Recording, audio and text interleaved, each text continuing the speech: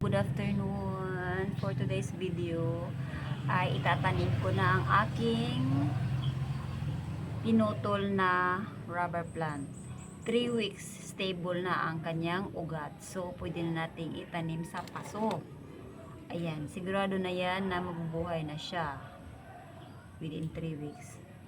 Ganyan lang siya magpa-rami ng rubber plant. So itanim na natin. Dito yung lupa ko, ano to, mix na to siya, mix. O, ganyan lang siya magtanim. Tapos kailangan mong idiin.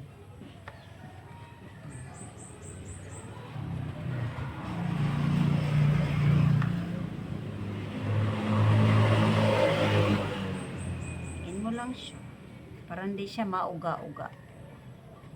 Hindi siya mauga-uga ba? Hindi siya matandog. Pag matandog siya, hindi siya nauga.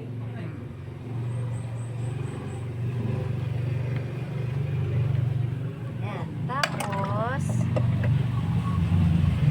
biligan natin.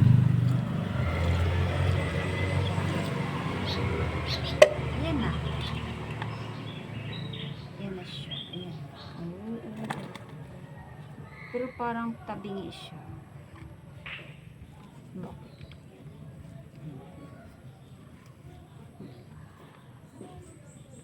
Ayan. Ayan, ayan, ayan. Ayan na. Ganda na niya.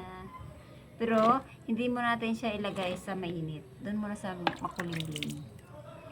Yung, wag mo na ito nakababad talaga sa mainit na lugar. Kasi syempre, hindi pa talaga siya yung totally buhay na buhay. Ayan lang guys. Thank you for watching.